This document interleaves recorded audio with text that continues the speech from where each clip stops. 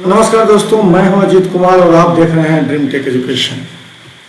Dream Tech Education आपको provide करेगा इस पूरे, जब तक आपका ऑब्जेक्टिव एग्जाम नहीं होता है तब तक के लिए प्रत्येक सब्जेक्ट का और प्रत्येक चैप्टर से हम ऑब्जेक्टिव क्वेश्चंस आपके लिए लाते रहेंगे।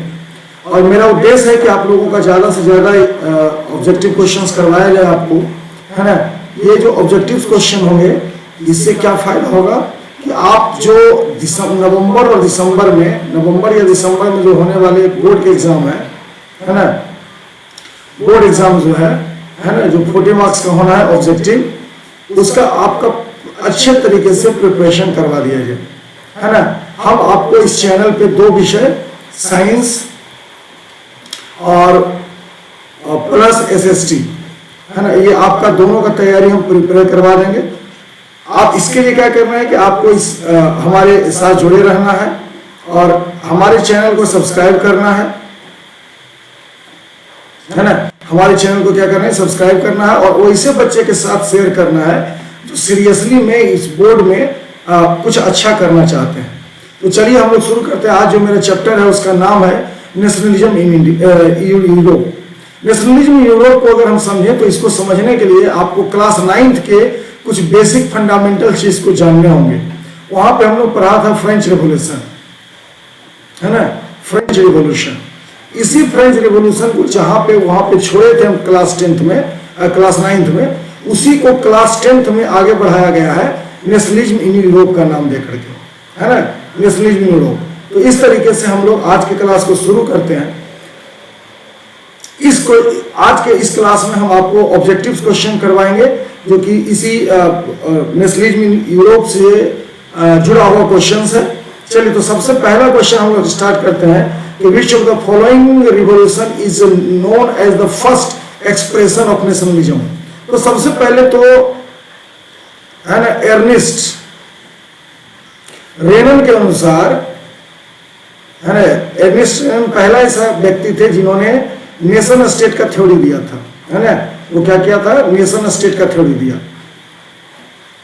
इसका मतलब क्या था सर कि कॉमन होना चाहिए कुछ चीज, तो हम लोग कह सकते हैं कि वो नेशन स्टेट है। सबसे पहला क्या था, लैंग्वेज, है ना, दूसरा कल्चर, है ना, कल्चर, तीसरा ट्रेडिशन, है ना। ये सब चीजें अगर कॉमन है तो हम लोग क्या है, एक ही नेशन के हैं और हमारे ऊपर नेशन स्टेट की थ्योरी लागू होती है।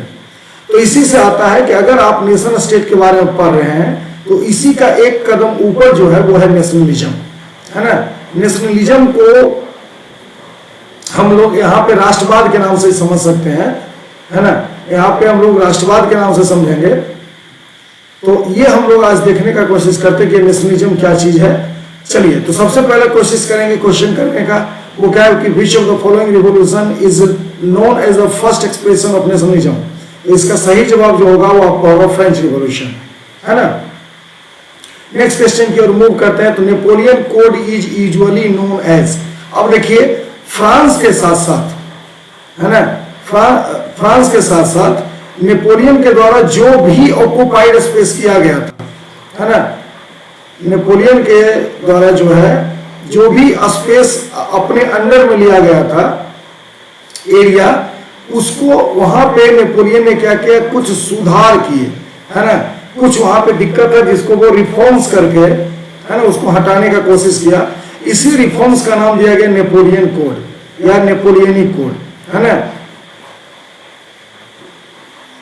इसी का नाम दिया गया नेपोलियनिक कोड। ये जो नेपोलियनिक कोड था, इसलिए कब लागू हुआ है जी, तो 1804 में। इसी नेपोलियनिक कोड को हम लोग सिविल कोड भी कहते हैं। तो Napoleonic code is usually known as the civil code, है ना। चलिए, नेक्स्ट क्वेश्चन है कि which of the following was not the features of Napoleonic code. Napoleonic code का इसमें फीचर्स क्या नहीं था।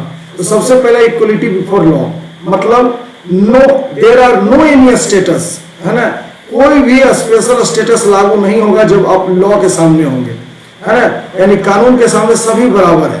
ये तो पहला था। यूनिवर्सल एडल्ट फ्रेंचाइजी को हम लोग राइट टू वोट भी कहते हैं, है ना, राइट टू वोट। इसको राइट टू वोट भी कहा जाता है। और राइट टू प्रॉपर्टी। तो इसमें क्या था कि प्रिविलेज बेस्ड ऑन बर्थ, ये नेपोलियनिक का जो सुधार था, जो रिफॉर्म्स था उसका, है ना, ये जो रिफॉर्म्स था नेपोलियन का वो, उसमें प्रिविलेज बेस्ड ऑन बर्थ नहीं था, है ना।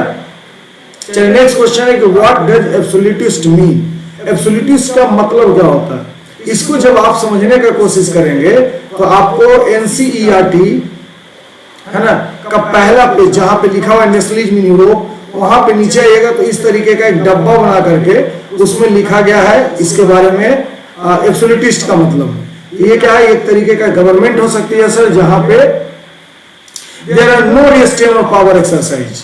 और अगर आपको लग रहा होगा कि ये समाधान क्या लिखा हुआ है तो इसके बारे में पहले बात कर लेते हैं, है ना। समाधान, ये जो समाधान है सर, ये देखो यहाँ पे एन छुटा हुआ है, इसको एन कर दो, है ना।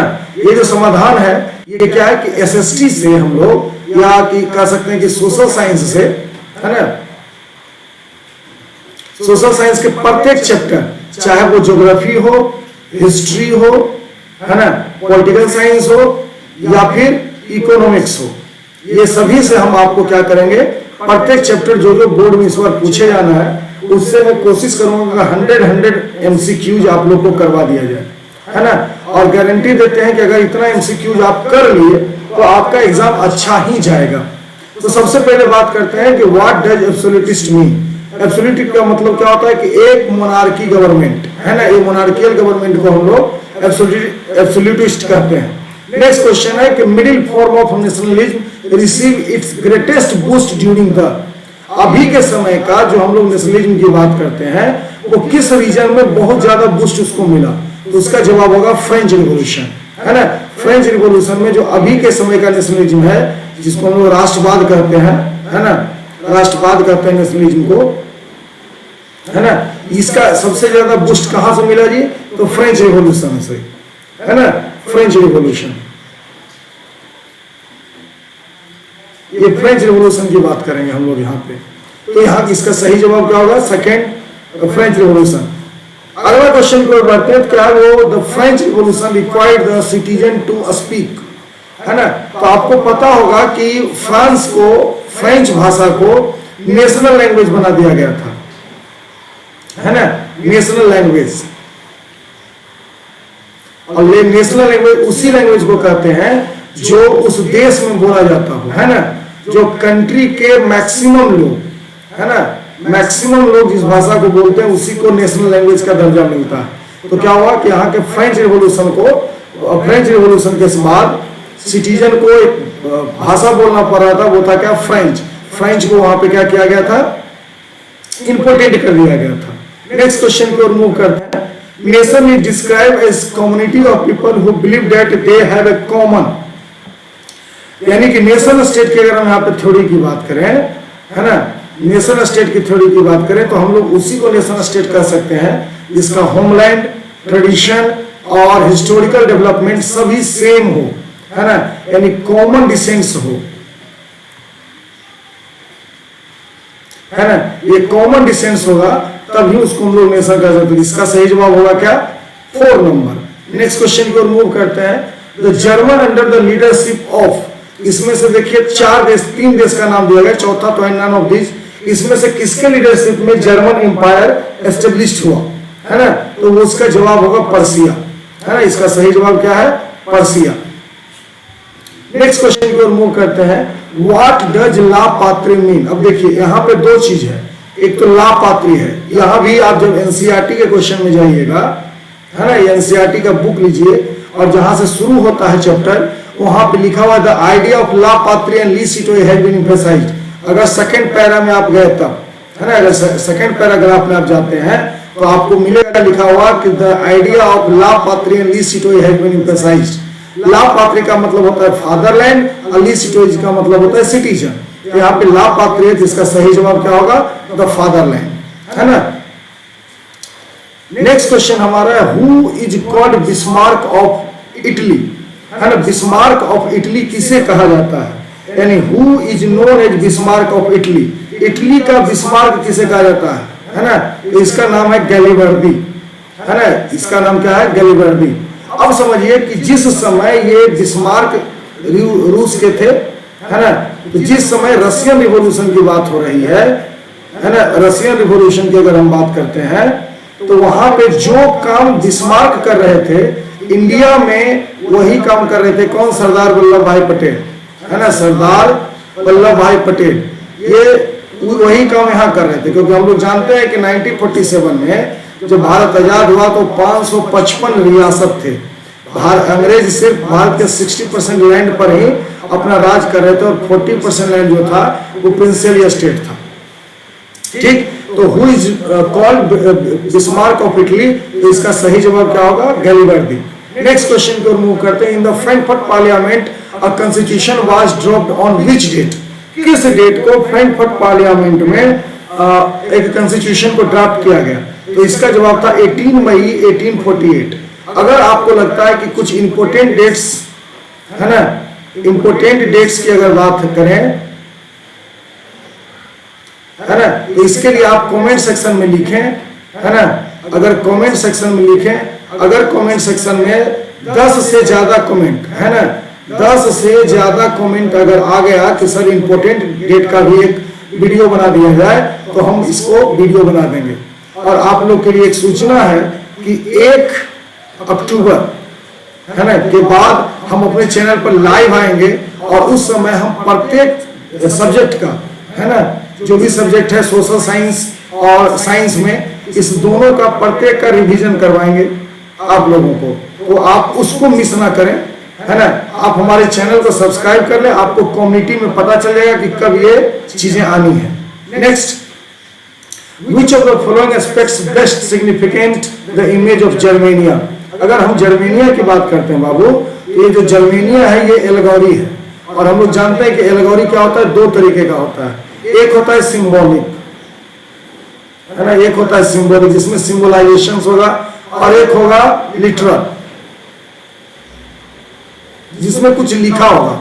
जैसे अगर हम लिखते हैं जय हिंद, है ना, अगर हम लिखते हैं जय हिंद तो ये लिटरल एल्गोरी का एग्जांपल है। लेकिन ये जो जर्मेनिया है ना, ये जो जर्मेनिया है ये किसका एग्जांपल है?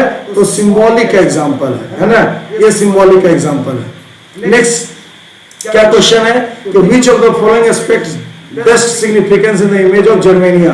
पहला इंप्रेसिव द सोशल जस्टिस ना, ये ऑप्शन ही गलत है ना, ये ऑप्शन गलत है।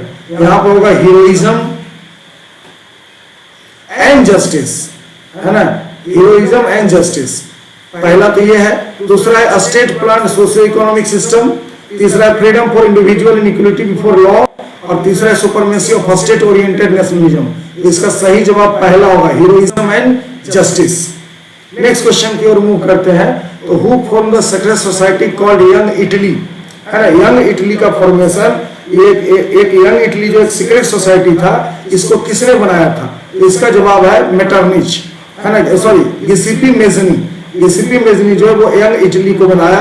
ये 2 चीज का फॉर्मेशन किए। पहला तो यंग इटली है ना, यंग इटली, और दूसरा यंग यूरोप,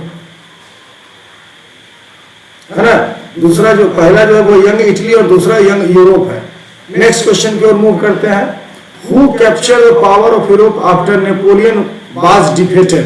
देखिए नेपोलियन किस वॉर में डिफीटेड हुआ? तो वो था वाटरलू, है ना, वाटरलू की लड़ाई में नेपोलियन डिफीटेड हुआ। और उसके बाद जो फ्रांस पर शासन चली किसकी?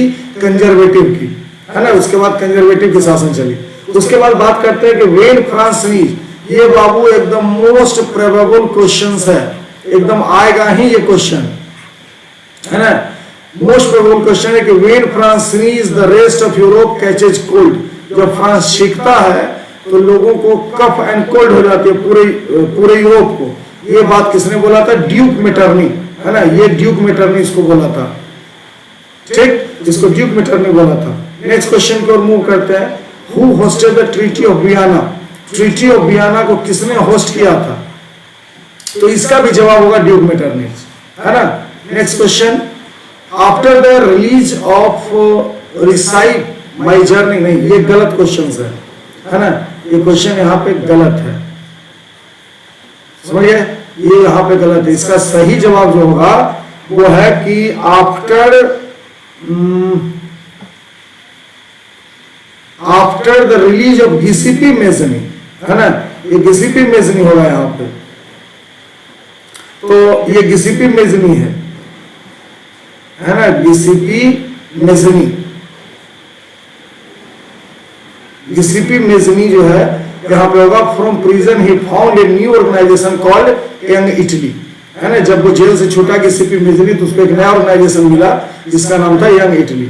आगे बढ़ते हैं, आगे बढ़ते तो क्या पता चलता है, which country has been party of the, party नहीं पार्ट, है ना, ये पार्ट होगा, part of the Ottoman empire in the 15th century. 15th century में ऑटोमन एम्पायर का कौन पार्ट हुआ करता था, तो इसका जवाब है ग्रीस, है ना। नेक्स्ट क्वेश्चन की ओर मूव करें, which country become full fledge territorial status in Europe in the year of 1789, है ना। 1789 के बाद कौन सा स्टेट को फुल फ्लेज टेरिटोरियल स्टेटस दे दिया गया था, तो इसका जवाब है हमारा France. And the next question is when was the first clear expression of nationalism notice in Europe. Europe में लास्ट टाइम कब क्लियर पता चला, तो वो क्या था, 1789। 1789 में क्लियर एक्सप्रेशन हुआ नेशनलिज्म का, कहा, यूरोप में। चलिए नेक्स्ट, आप थैंक्स फॉर वाचिंग। आप हमारे चैनल को सब्सक्राइब करें, लाइक करें, शेयर करें, इससे हमारा भी मनोबल बढ़ता है और हम आपके लिए ज्यादा से ज्यादा काम करने के लिए डिवोटेड होते हैं, है ना। तो मेरा रिक्वेस्ट है कि आप लोग मेरे चैनल को सब्सक्राइब कर लें, और जब भी आपको नोटिफिकेशन मिले तो सबसे पहले और बेल का आइकन जरूर बजाइए, और जब भी आपको नोटिफिकेशन मिले, है ना, तो आप जाकर के उस चैनल को, उस वीडियो को वॉच करें। और संडे के बाद, है ना, वो 1 अक्टूबर के बाद हम अपने चैनल पर लाइव भी आएंगे। उसके लिए मैं पहले से कम्युनिटी पोस्ट डाल दूंगा, है ना, कम्युनिटी पोस्ट डाल दूंगा, और उस पोस्ट को आप लोग देखें और उस क्लास में जुड़े। उसमें हम क्या करेंगे, साइंस, है ना, साइंस और सोशल साइंस, ये दोनों का एक एक प्रत्येक चैप्टर, है ना, एवरी चैप्टर का रिवीजन करवाना है। एवरी चैप्टर का रिवीजन होगा, और आपके बाद, उसके बाद आपको इस तरीके के जो ऑब्जेक्टिव क्वेश्चंस हैं, इस तरीके का क्वेश्चंस आपको मिलता रहेगा।